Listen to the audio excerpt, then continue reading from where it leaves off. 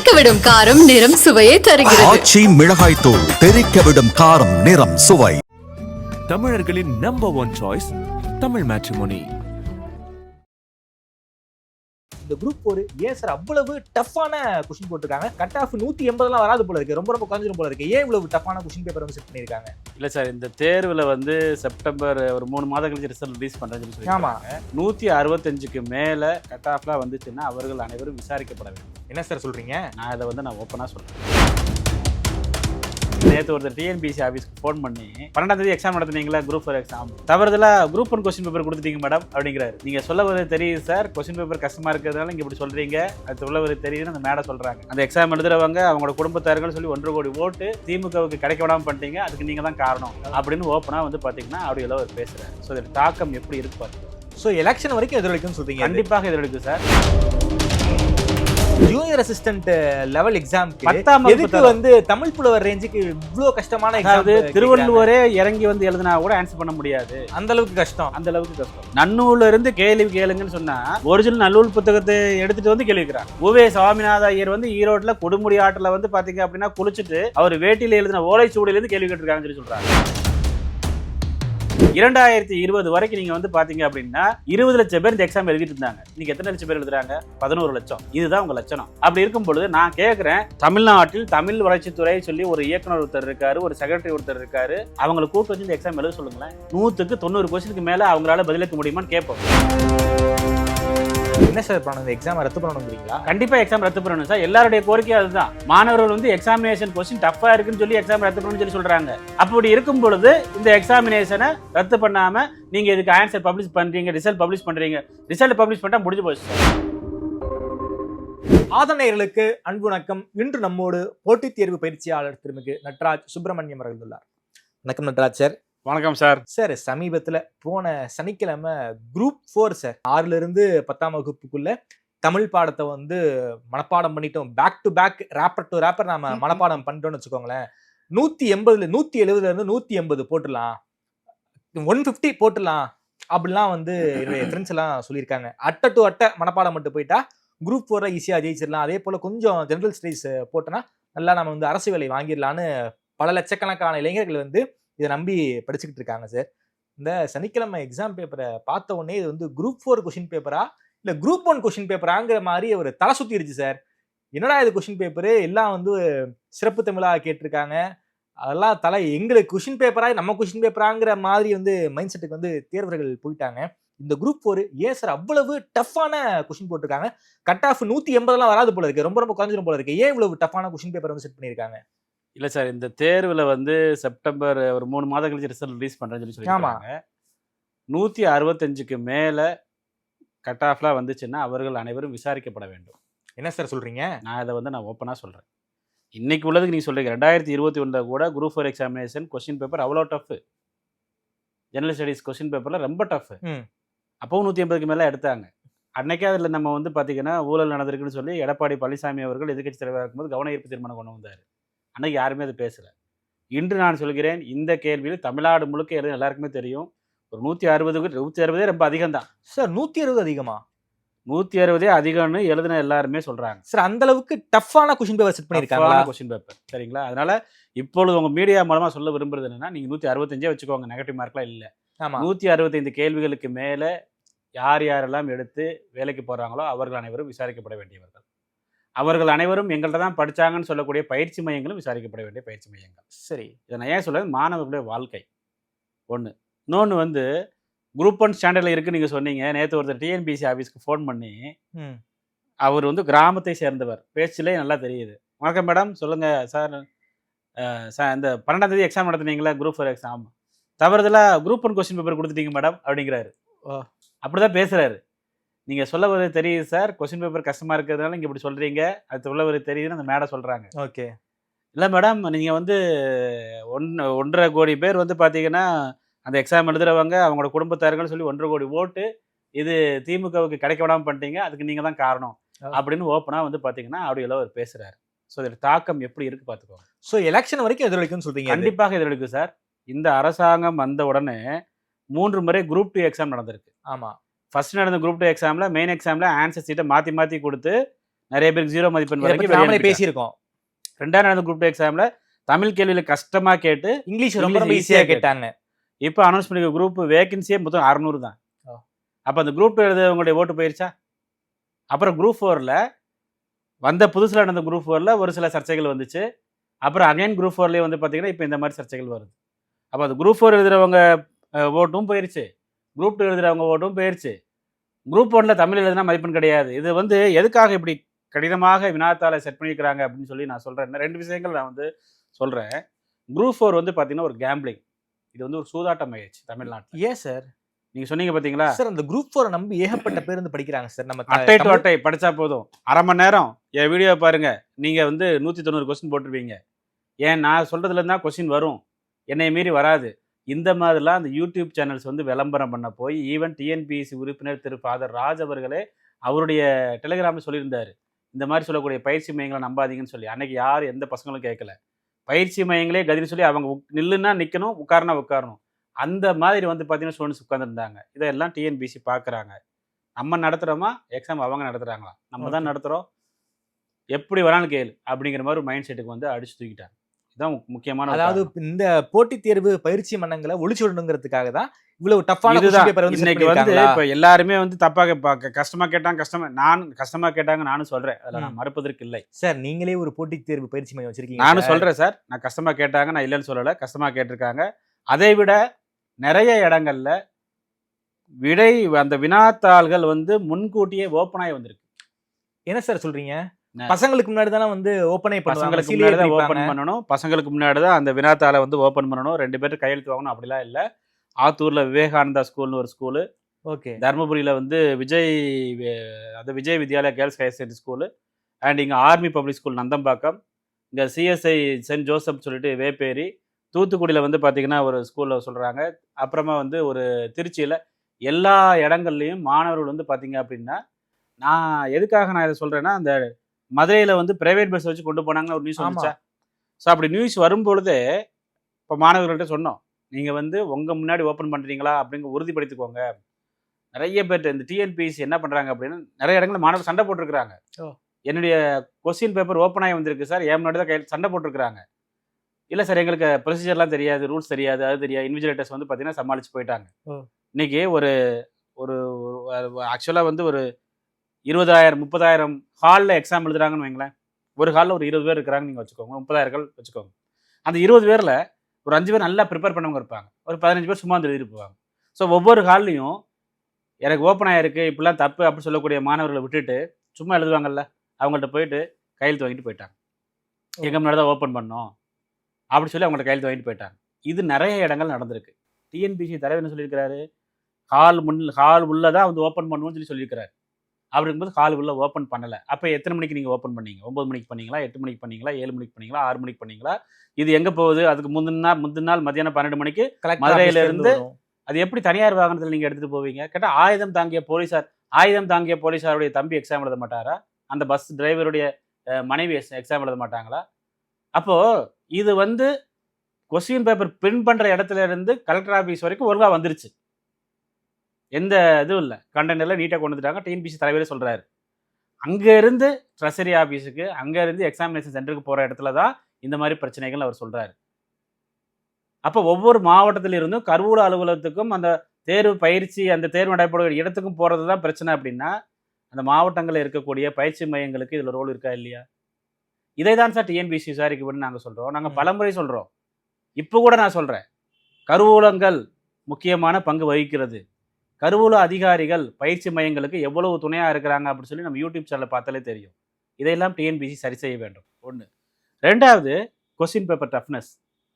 இந்த question paper toughness அப்படிங்கிறது பார்த்தீங்கன்னா, நம்ம பல முறை வந்து குரூப் 1ல வந்து அதாவது தமிழ் எழுதின மதிப்பெண் வழங்குவதில்லை அப்படிங்கிற மாதிரி ஒரு சில குற்றச்சாட்டுகள் நம்ம சொல்லியிருக்கிறோம். குரூப் 2லையும் சொல்லியிருக்கிறோம். குரூப் 2ல ரீசெண்டாக தமிழ் கொஸ்டினை கஷ்டமாக கேட்டாங்க, இங்கிலீஷ் கொஸ்டின் ஈஸியாக கேட்டாங்க நிறைய. அது டிஎன்பிசி பார்த்து என்ன ரொம்ப ஓவராக தமிழுமே இஷ்டத்துக்கு கேள்வி கேளுங்கடா அப்படி சொல்லி அவங்க சொல்லி கேட்டிருக்கலாம். கேட்கப்பட்ட கேள்விகளில் வந்து பார்த்தீங்கன்னா முக்கியமாக கலைச்சொற்கள் உருவாக்கம், மரபு தொடை, இதெல்லாமே வந்து மயங்கொலி பிழைகள், மயங்கி விழுந்துட்டாங்க நிறைய பேர். அதெல்லாம் பார்த்துட்டு சார், இந்த தேர்வு எழுதுறவங்க யாருன்னு நினச்சிங்க நீங்கள்? கூலி வேலைக்கு போகிறவங்க சார். கூலி வேலைக்கு போகிறவங்க சார் அதுவும் குரூப் 4ங்கிறது விஏஓ அதே போல வந்து என்ட்ரி ஸ்டேஜ், அதாவது ஃபைல் எழுதுறது, ஃபைலை கோக்குறது, அதான் அவங்க வேலை. ஆபீஸ்க்கு போயிட்டு ஜூனியர் அசிஸ்டன்ட் தான் junior assistant junior assistant level எக்ஸாம்க்கு 10ஆம் எதுக்கு வந்து தமிழ் புலவர் ரேஞ்சுக்கு இவ்ளோ கஷ்டமான அதாவது எக்ஸாம் திருவள்ளுவரே இறங்கி வந்து எழுதினா கூட ஆன்சர் பண்ண முடியாது. அந்த அளவுக்கு கஷ்டம். அந்த அளவுக்கு கஷ்டம். பவனந்தி முனிவரே நன்னூல்ல இருந்து கேள்வி கேளுங்கன்னு சொன்னா ஒரிஜினல் நல்லூல் புத்தகத்தை எடுத்துட்டு வந்து கேள்வி கேட்கிறாங்க. உவே சுவாமிநாத ஐயர் வந்து ஈரோட்ல கொடுமுடி ஆற்றுல வந்து பாத்தீங்க அப்படின்னா குளிச்சுட்டு அவர் வேட்டியில எழுதின ஓலைச்சுவடியில இருந்து கேள்வி கேட்டிருக்காங்கன்னு சொல்றாங்க. என்ன சார் சொல்றீங்க? அகட விகடம்னா என்னன்னு சொல்லி கேட்கறாங்க. அடரடி பொருடை எங்களுக்கு தெரிஞ்சு தொண்டரடி பொடியால் வரை கேட்பாங்க இதுக்கு முன்னாடி நாங்க படிக்கும் போதெல்லாம். ஸோ இந்த ஒயிட் ஹால் அப்படின்னா என்ன, பிரிட்டிஷ் இதுவா அமெரிக்கா இதுவா, இதெல்லாம் எங்க இருக்குது அப்படின்னா விர்ச்சுவல் யூனிவர்சிட்டி வெப்சைட்ல இருக்குது. இணைய பல்கலைக்கழகம், தமிழ் இணைய பல்கலைக்கழகம். அவங்க வந்து கலைச்சொற்களை உருவாக்கக்கூடிய பணியில அவங்க ஈடுபட்டு இருக்கிறாங்க. ஆராய்ச்சி மாணவர்கள் ஈடுபட்டு இருக்கிறாங்க. அதுல இருந்து கேள்வி எடுக்கிறாங்க அப்படின்னா எந்த அளவுக்கு தமிழ் படித்த மாணவர்கள் மீது அவர்களை ஒழிக்க வேண்டும் என்ற ஒரு எண்ணம், ஒரு வன்மம் உங்கள்கிட்ட இருக்கு. இதை கேள்வி கேட்பதற்கு யாருமே கிடையாது அப்படிங்கிறதா வந்து பாத்தீங்கன்னா வேதனைக்குரிய ஒன்று. எத்தனையோ கட்சி தலைவர்கள் இருக்கிறாங்க. தமிழ் சார் அவங்க வந்து இப்போ போன தடவை நான் 100க்கு 95 போட்டேன், இந்த தடவை 100 போட்டுறணும் அப்படிங்கிற மாதிரி ஒரு ஆர்வத்தில் எப்படியாவது வேலை வாங்கிடணும், அவ்வளவு கனவு சார் அவங்களுக்கு. அவங்களுக்கு வந்து அந்த சொந்த ஊரில் சொந்த தாலுகாவில் ஒரு ஆர்ஏ ஆஃபீஸ்லேயோ ஒரு பிடிஓ ஆஃபீஸ்லேயோ ஒரு வேலைக்கு அரசு வேலைக்கு போயிட்டோம்னா மிகப்பெரிய கௌரவம்னு சொல்லிட்டு இன்னைக்கு ஒரு அம்மா பேசுகிறாங்க. சார் நான் காலைல 3 மணிக்கு எந்திரிச்சிருவேன் சார், 6 மணி வரைக்கும் வந்து பார்த்தீங்க அப்படின்னா வீட்டு வேலைகளை பார்ப்பேன். 2 குழந்தைங்க, கணவன் அவர் வந்து ஹச்ஓடியாக இருக்கார் ஒரு காலேஜில். அப்புறம் வந்து 3லேருந்து 6 மணிக்கு உட்காந்து படிப்பேன். 6 மணிலேருந்து 9 மணிக்கு வீட்டு வேலையை பார்த்து அவங்க எல்லாரையும் அனுப்பிட்டு 9 மணிலேருந்து சாயந்தரம் 4 மணி வரைக்கும் உட்காந்து படிப்பேன். அப்புறம் வந்து அவங்களுக்கு இந்த சமைச்செல்லாம் கொடுத்துட்டு 9 வரைக்கும் பிள்ளைங்களை தூங்க வச்சுட்டு அப்புறம் 2 மணி நேரம் உட்காந்து படிப்பேன். அப்போ ஒரு நாளைக்கு அவ்வளோ மணி நேரம் ஒர்க் பண்ணுறாங்க. இது வந்து குடும்ப தலைவிகள், கூலி வேலை பார்க்குறவங்க, சைக்கிள் கடை வச்சிருக்கிறவங்க, டீ கடை வச்சிருக்கிறவங்க பசங்க, அவங்க இவங்கன்னு சொல்லிட்டு ஏகப்பட்ட பேர் வந்து பார்த்தீங்க அப்படின்னா இதுல வந்து கஷ்டப்படுறவங்க எழுதின இல்ல எக்ஸாம் சார். நான் கண்கூடா பாத்துக்கேன் சார். தமிழ்நாடு முழுக்க வந்து எல்லா அரசு லைப்ரரி, எல்லா அரசு நூலகங்கள்லயும் ஒரு போட்டித் தேர்வுக்கு தவ மாதிரி படிக்கிறாங்க சார். மரத்தடியில உட்கார்ந்து படிக்கிறாங்க, கோவில் அவங்களுடைய அந்த கஷ்டங்களை வந்து நம்ம வந்து கண்ணால பார்க்கவே முடியாது. அப்படிப்பட்ட கஷ்டப்படுற ஸ்டூடெண்ட்ஸ் எழுதக்கூடிய ஒரு எக்ஸாம். நீங்க ஒரு குரூப் 1 எக்ஸாம் இப்படி கேட்டிருந்தா கூட நாங்க வந்து கவலைப்பட மாட்டோம். குரூப் 1 எக்ஸாம் போன மாசம் நடந்துச்சு, அவ்வளவு ஈஸியா கேட்டாங்க. பிலிமினரி எக்ஸாம் அவ்வளவு ஈஸியா கேட்டாங்க. குரூப் 4 எக்ஸாம் இவ்வளவு டஃபா கேட்குறீங்க. நான் என்ன கேட்குறேன், அப்போ நீங்க வந்து கொஸ்டின் பேப்பர் மாற்றி கொடுத்துட்டீங்களா, அவர் ஒருத்தர் ஃபோன் பண்ணி கேட்டாலும் அந்த மாதிரி தான் எங்களுக்கு கேட்க தோணுது. சார் கொஸ்டின் பேப்பரை டஃப்னு சொல்றீங்க, அந்த அளவுக்கு என்ன சார் ரொம்ப ரொம்ப கடுமையான கேள்விகளை கேட்டிருக்காங்க? 2-3 கேள்விகளை சொல்லுங்களேன். உதாரணமாக வந்து இந்த மரபு தொடர் சொல்லி ஏற்ற பொருள், அடரடி வடரடி, அகட விகடம் இதெல்லாமே வந்து 1953ஆம் ஆண்டு தமிழக பாதுகாப்பு கழகத்தால் வெளியிடப்பட்ட ஒரு புத்தகத்தில் இருக்கிறது. இதெல்லாம் வந்து சோர்ஸ் இப்போ எடுத்து கொடுத்துருக்குறாங்க. அப்புறமா வந்து பார்த்தீங்கன்னா ஒயிட் ஹால் என்பது இன்னும் சொல்லியிருக்கு, இணை கண்டறிக வரலாற்றியலில் ஒயிட் ஹால். அதில் வந்து ஒரு ஆன்சர் வந்து பார்த்தீங்கன்னா நான் 4 ஆன்சர் சொல்கிறேன், நீங்கள் என்ன ஆன்சர் சொல்லுவீங்களா? கரெக்டாக ட்ரை பண்ணுறேன். ஒயிட் ஹால் இதில் வந்து பார்த்தீங்கன்னா அதுக்கு சரியான தமிழ் பதம் சொல்லணும். ஆமாம். ஃபர்ஸ்ட் ஆன்சர் வெள்ளை மாளிகை அமெரிக்கா, 2வது ரஷ்ய மாளிகை, 3வது வாட்டிகன் மாளிகை, 4வது பிரிட்டானிய அரசு அலுவலகம், 5வது விடை தெரியவில்லை. சார் நான் கெஸ் தான். Option 4 sir, Britannia. எப்படி சொல்கிறீங்க? அது வந்து கெஸ் தான் சார், கெஸ் தான். கெஸ். ஆக்சுவலாக வந்து வெள்ளை மாளிகை எல்லாருமே எழுதுவாங்க. ஆமா, வெள்ளை மாளிகை எல்லாருமே வெள்ளை மாளிகை தான் எழுதுவாங்க. ஏன்னா வெள்ளை மாளிகை கேள்விப்பட்டிருக்கிறோம். ஆமா. நீங்க வந்து பாத்தீங்கன்னா மேபி இந்த எக்ஸாம் இருந்தா பாஸ் பண்ணிருப்பீங்கன்னு நினைக்கிறேன். நீங்க சான்ஸ் மிஸ் பண்ணிட்டீங்க. நீங்க சொன்னது கரெக்ட். இது எங்க இருக்குது அப்படின்னா விர்ச்சுவல் யூனிவர்சிட்டியில இருக்கக்கூடிய அந்த தமிழ் இணைய பல்கலைக்கழகத்துல இருக்குது. இது நான் கெஸ்ல தான் அடிச்சேன், எனக்கு பெருசா கெஸ் தான் அது. ஓகே. இப்போ அடுத்து வந்து பாத்தீங்க அப்படின்னா இன்னொன்னு பொறியியலில் ஆங்கரேஜ், ANCHORAGE ஆங்கரேஜ் என்னும் ஆங்கில சொல் இருக்கு. கலை சொல் தருக. ஆங்கரேஜ் நேர்கோட்டு வைப்பு, ஊன்றுதலை, வெட்டு முகம், நீர் குழல். தெரியாது சார். ஆங்கரேஜ் அப்படிங்கறது வார்த்தையை நாங்க இது வரைக்கும் கேள்விப்பட்டதே கிடையாது. அதுக்கு வந்து கலைச்சொல் இவங்க கேட்கறாங்க. மருத்துவத்துறையில் இருக்கக்கூடிய கலைச்சொல், பொறியியல் துறையில் இருக்கக்கூடிய கலைச்சொல். இவங்க வந்து 10ஆம் கிளாஸ் படிச்ச ஒரு ஃபைலை வந்து பாத்தீங்க அப்படின்னா வாசிச்சு அதை வந்து ட்ரை பண்றதுக்கு உண்டான வேலைக்கு ஆள் எடுக்கிறாங்களா, இல்லைனா வந்து மெடிக்கல் காலேஜில் வந்து பாத்தீங்க அப்படின்னா இருக்கக்கூடிய புத்தகங்களை தமிழில் டிரான்ஸ்லேட் பண்ணுறதுக்கும், கிண்டியில் காலேஜ் ஆஃப் இன்ஜினியரிங்கில் இருக்கக்கூடிய புத்தகங்களை தமிழில் டிரான்ஸ்லேட் பண்ணுறதுக்கும் உண்டான வேலைக்கு ஆள் எடுக்கிறாங்களா? பொறியியல் இருக்கக்கூடிய கலைச்சொல்லை கேட்கணும் என்ன சார் அவசியம்? மருத்துவத்துறையில் இருக்கக்கூடிய கலைச்சொல்லை கேட்கணும் என்ன அவசியம்? அப்போ இவங்க வேணும்னே தானே பண்ணியிருக்காங்கன்னு அர்த்தம். அப்போ நான் வந்து இதெல்லாம் நான் செய்யலைன்னு சொல்கிறது எந்த விதத்தில் அதை வந்து நம்ம வந்து ஏற்றுக்க முடியும்? இந்த மாதிரி கேள்விகளை இப்போ இதெல்லாம் நெகட்டிவ் மார்க் இல்லை. ஆமாம். அப்போ லக் இருக்கிறவங்க தானே வேலைக்கு போவாங்க. உகிர் சுற்றின் மேல் உலக்கை விழுந்தார் போல இத்தொடரில் உகிர் என்பது என்ன? சரிங்களா? கால் சுற்று, கை சுற்று, நகை சுற்று, திருமண் சுற்று. தெரியல சார். தலைதான் சுத்தம். தலைதான் சுத்துது சார் நீங்க சொல்ற மாதிரி. இதெல்லாம் எங்க இருந்து எடுத்தாங்கன்னு சொல்லி தெரியல. அப்புறம் புவியியலில் அட்வான்ஸ் என்னும் சொல்லியிருக்கு இணையான கலைச்சொல். புவியியலில் ஜியோகிராஃபில அட்வான்ஸ் என்னும் சொல்லுக்கு இணையான கலைச்சொல். அதாவது பெல்ஸ்பர் கனிம வகை அப்படின்னு ஒரு ஆன்சர், கடற்கரை இயக்கம் அப்படின்னு ஒரு ஆன்சர், பெரும் நில அதிர்விற்கு பிறகான சிறு அதிர்வுகள் அப்படின்னு ஒரு ஆன்சர், வியாழனின் துணைக்கோள் அப்படின்னு ஒரு ஆன்சர். தெரியல சார். அப்போ நீங்க புவியியல்ல கலைச்சொல் கேட்குறீங்க, பொறியியல்ல கேட்குறீங்க, மருத்துவத்துறையில கேட்குறீங்க. So you are not taken the question for group 4 examination. அவ்வளோதான். இல்லை குரூப் 4க்கு உண்டான கொஸ்டின் எடுக்கல சார். இது வந்து இந்த மாதிரி ஒரு 10 கேள்வி கேட்டாலே ஸ்டூடெண்ட்ஸ் அந்த எக்ஸாம் காலில் தலை குழம்பிடும் சார்.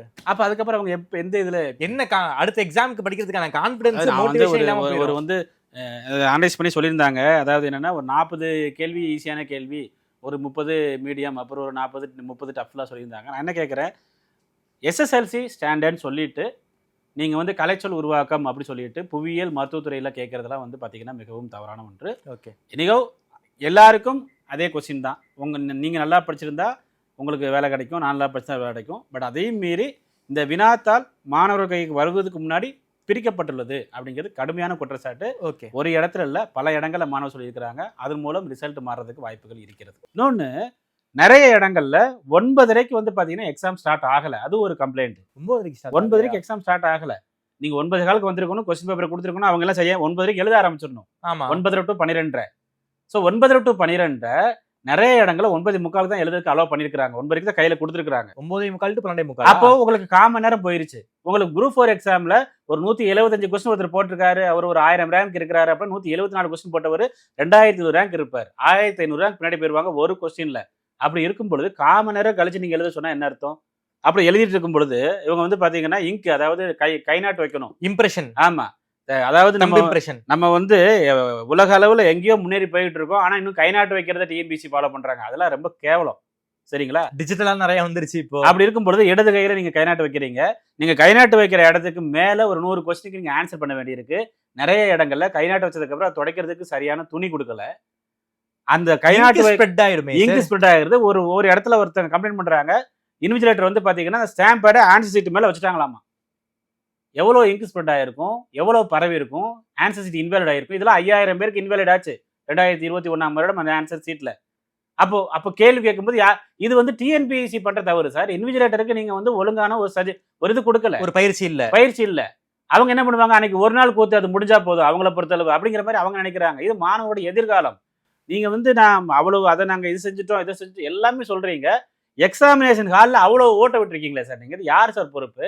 அவர் 10 வருஷம் படித்தவங்க இருக்கிறாங்க, 5 வருஷம் படித்தவங்க இருக்கிறாங்க, தவமாக கடந்து படித்தவங்க இருக்கிறாங்க.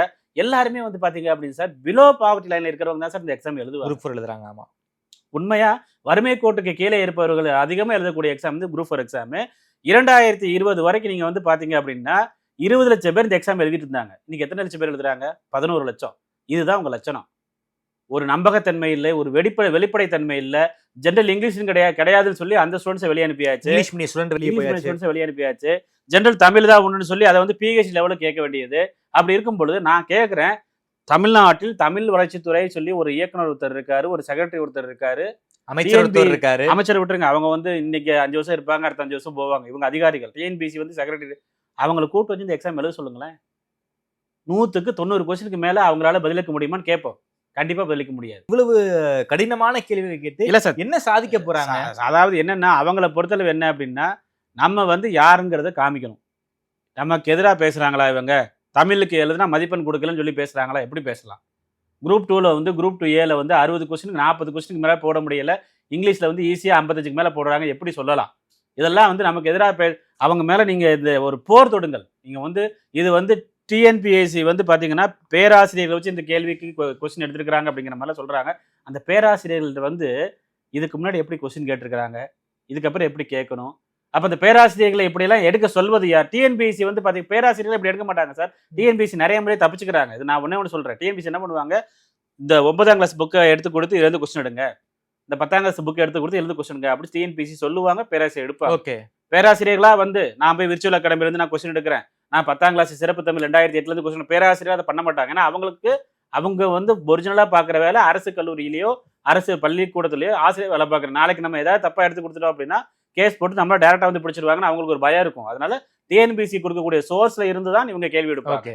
அப்ப விர்ச்சுவல் அகாடமி சோர்ஸை அவங்க கையில கொடுத்து நீங்க எடுங்க சொன்னது யார்? டிஎன்பிஎஸ்சி தானா? டிஎன்பிஎஸ்சி தான் இருக்க முடியும், வேற யார் இருக்க முடியும்? அப்போ கலைச்சொல்களை உருவாக்குகிறேன் என்று நீங்கள் உருவாக்குகிறேன், நீங்க உருவாக்கி கொள்ளுங்கள். அந்த கலைச்சொல்களை வந்து மாணவர்கள் மத்தியில வந்து பாத்தீங்கன்னா பரவ விடுங்கள். அதுக்கப்புறம் அதை ஸ்கூல் புக்ல நீங்க கொண்டு வாங்க சிலபஸ்ன்னு. ஸ்கூல் புக்ல கொண்டு வந்ததுக்கு அப்புறம் நாங்க படிக்கிறோம், நாங்க படிச்சதுக்கு அப்புறம் எழுதுறோம். சார் டைரக்டா வந்து கலைச்சொற்களை மாணவர் மண்டையில திணிக்கணும் அப்படின்னா இது யாருடைய அரசன்? நான் அதான் கேட்கிறேன். தமிழ் படித்த மாணவர்களுக்கு தமிழ்நாட்டில் வழி இல்லை. பெரியார் சொன்னதுதான், தமிழ் படித்தா பிச்சை தான் எடுக்கணும் அப்படின்னு சொன்னாரு. டிஎன்பிசி வந்து பாத்தீங்கன்னா செஞ்சுட்டாங்க. என்ன சார் பண்ணணும்? இந்த எக்ஸாம் ரத்து பண்ணணுங்கிறீங்களா? கண்டிப்பா எக்ஸாம் ரத்து பண்ணணும் சார். எல்லாருடைய கோரிக்கையும் அதுதான். மாணவர்கள் வந்து எக்ஸாமினேஷன் கொஸ்டின் டஃபா இருக்குன்னு சொல்லி எக்ஸாம் ரத்து பண்ணணும்னு சொல்லி சொல்றாங்க. பட் என்னுடைய பார்வையில நிறைய இடங்கள்ல 9:30க்கு முன்னாடி கொஸ்டின் புக்லெட் ஓப்பன் ஆயிருச்சு. நிறைய பேர் வீடியோ போட்டிருக்காங்க, ஆடியோ போட்டிருக்காங்க, மெயில் அனுப்பியிருக்கிறாங்க. அப்படி இருக்கும் பொழுது இந்த எக்ஸாமினேஷனை ரத்து பண்ணாம நீங்க இதுக்கு ஆன்சர் பப்ளிஷ் பண்றீங்க, ரிசல்ட் பப்ளிஷ் பண்றீங்க. ரிசல்ட் பப்ளிஷ் பண்ணா முடிஞ்சு போச்சு சார். ரிசல்ட் பப்ளிஷ் பண்ணா 4000 பேர் ரிசல்ட் போட்டாச்சு. இனிமே யாராவது இது தப்பு நடந்திருக்கு, அது நடந்திருக்கு, இது நடந்திருக்கு, 4000 பேர் என்ன பண்ணுவோம்? செலக்ட் ஆனவன் கோர்ட்டுக்கு போவான். இங்க செலக்ட் ஆகாதவங்க என்ன பண்ணுவாங்க? கோர்ட்டுக்கு போவாங்க. 2 பேரையும் மோதி வேடிக்கை பார்த்துட்டு நம்ம அடுத்த எக்ஸாம் கால்ஃபார் பண்ணுவோம். இதுதான் டிஎன்பிசியுடைய எண்ணம். ஓகே. நான் வந்து டிஎன்பிசியை குறை சொல்வதும் அப்படிங்கிறதுக்காக நாங்க வந்து சொல்லல. பட் இது பல நெடுங்காலமாக நடந்து கொண்டிருக்கு. இதுக்கு முன்னாடி குரூப் 1 எக்ஸாம் ப்ரிப்பேர் பண்றவங்க மேல அவங்க போர் தொடுத்தார்கள். அப்புறம் பிப்ரவரி 8ஆம் தேதி குரூப் 2 எக்ஸாம் எழுதினவங்க மேல தமிழ் ஆங்கிலம் சொல்லி போர் தொடுத்தார்கள். இப்ப குரூப் 4 லெவல்ல போர் தொடுத்துட்டாங்க. ஓகே சார், இந்த இஷ்யூவை பொறுத்த வரைக்கும் தமிழ்நாட்டில் இருக்கக்கூடிய பெரும்பான்மையான இந்த போட்டித் தேர்வு பயிற்சி நிறுவனங்கள் வைத்திருப்பவர்கள் எல்லாம் வீடியோ போடுறாங்க. நாங்க வந்து கையெழுத்து இயக்கம் நடத்த போறோம், நீங்க கூட போராட்டம் நடத்த போறோங்கிறீங்க. அந்த அளவுக்கு மாணவர்கள் தான் கோவப்பட்டு நான் பார்த்துருக்கேன். நீங்க வந்து எப்போதுமே வந்து இந்த விஷயத்த வந்து ரொம்ப சீரியஸா பேசுவீங்க.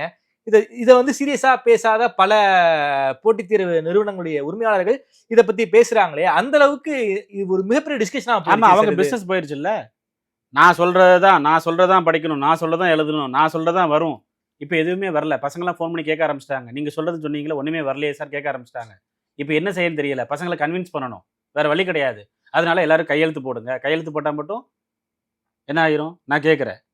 ஏற்கனவே மெயில் பண்ணியாச்சு, சிஎம் செல்லுக்கு மெயில் பண்ணியாச்சு, டிஎன்பிஎஸ்சிக்கு மெயில் பண்ணியாச்சு. அதுக்கப்புறம் நீங்கள் இவர் கையெழுத்து போட்டாரப்பா, இவர்கிட்ட வந்து வந்திருக்கப்பா, நம்ம எல்லாத்தையும் மாற்ற போகிறாங்க. நான் என்ன கேட்குறேன், இது வந்து பயிற்சி மையங்கள், பல பயிற்சி மையங்கள் இன்று பேசுவதற்கு காரணம் அவர்களுடைய பிஸ்னஸ். நீங்கள் வந்து இந்த பயிற்சி மையங்களை வந்து யூடியூப் பயிற்சி மையங்கள், நீங்கள் வந்து ஆஃப்லைன் கிளாஸ்லாம் கிடையாது, யூடியூப் பயிற்சி மையங்கள். நிறைய நான் பேர்லாம் சொல்ல விரும்பலை. எல்லாருமே வந்து பார்த்தீங்கன்னா யூடியூப்பை வச்சுக்கிட்டு இதை அதெல்லாம் ஒருத்தர்லாம் பண்ணுவார். அவரெல்லாம் இப்போ நிறைய பேசியிருக்காரு. நான் கேட்குறேன், நீங்கள் அந்த குரூப் 2ல வந்து தமிழ் கேள்வி கஷ்டமாக கேட்கும்போது எங்கே போயிருந்தீங்க? குரூப் 1ல தமிழில் எழுதுனா மதிப்பெண் கொடுக்க மாட்டேன்னு சொல்லியிருந்தாங்களே, அப்போ நீங்கள் எங்கே போயிருந்தீங்க? ஒரு மிகப்பெரிய ஒரு ஊழல் நடந்திருக்கும் போது அதை நீங்கள் பற்றி எப்பவுமே எதுவுமே பேசாத பயிற்சி மையங்கள் இன்றைக்கு பேசுகிறார்கள் என்றால் அவர்களுடைய மாணவர்கள் அவர்களை பார்த்து கேள்வி கேட்க ஆரம்பித்து விட்டார்கள். ஓகே, இதை மட்டும் படிச்சா போதும் சொன்னீங்களே, அதை மட்டும் படிச்சா போதும் சொன்னீங்களே, இன்னைக்கு இப்படி வந்திருக்கு, நீங்க என்ன செய்ய போறீங்க, எங்களுக்கு பதில் சொல்லுங்க அப்படின்னு கேள்வி கேட்க போறாங்க. அப்படி என்ன பண்ணணும்? தம்பி நான் கிளாஸ் எடுப்பேன், சிலபஸ் முடிப்பேன், டெஸ்ட் எழுதுவேன், டெஸ்ட் நடத்துவேன், டெஸ்ட் எழுது அப்படிங்கிறத விட்டுரும். அதை விட்டுட்டு வந்து என்கிட்ட படிச்சா தான் பாஸ் பண்ண முடியும், என்கிட்ட படிச்சா தான் இப்படி அரை மணி நேரத்தில் என்னை மாதிரி பாலிட்டி யாரும் சொல்லிக் கொடுக்க முடியாது, 1/4 மணி நேரத்தில் கண்ணை மூடி திறக்கிறதுக்குள்ள தமிழ் இலக்கணத்தை நடத்திடுவேன் அப்படின்னு சொல்ல எல்லாரும் இன்னைக்கு வந்து பாத்தீங்க அப்படின்னா மாணவர்கள்ட்ட மன்னிப்பு கேட்க முடியாத அளவுக்கு உங்களுக்காக நாங்கள் அதை செய்யறோம் இதை செய்யறோம் சொல்லி பேசிட்டு இருக்கிறாங்க.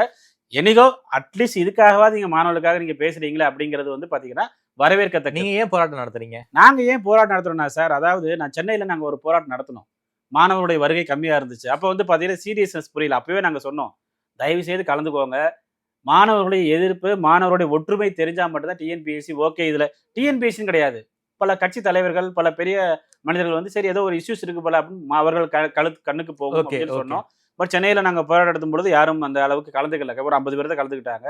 இன்றைக்கு வந்து ஒவ்வொரு வீட்டு கதவையும் தட்டி பாதிக்கப்படக்கூடிய அளவுக்கு இந்த தேர்வு நடந்ததுனால இன்னைக்கு மாணவர்கள் வந்து நாங்க போராட்டத்துக்கு வரோம் சார் அப்படின்னு சொல்றாங்க. நாங்க வந்து முன் அனுமதி பெற்று ஒரு அறப்போராட்டத்தை நடத்தி இந்த அளவுக்கு தவறுகள் நடந்திருக்குது, தவறு சொல்ல முடியாது, இதுல ஏதோ ஒன்று நடந்திருக்குது, எங்களுக்கு வந்து பாத்தீங்கன்னா நீங்க வந்து ஒரு ரெமெடி கொடுங்க, ஒரு மறுதேர்வு வைக்கலாம். நம்ம இதெல்லாம் சொல்ல, என்னுடைய பார்வையில மறுதேர்வு கேட்கறது கொஸ்டின் பேப்பர் கஷ்டம்ங்கிற ஒரு விஷயங்கள் பின்னாடி இருந்தாலும் நிறைய இடங்கள் 9:30க்கு முன்னாடி ஓப்பன் பண்ணிட்டாங்க. இது வந்து நீங்க வந்து இப்ப நான் கையெழுத்து வாங்கிட்டேன், என் நடந்து இதெல்லாம் ஓகே.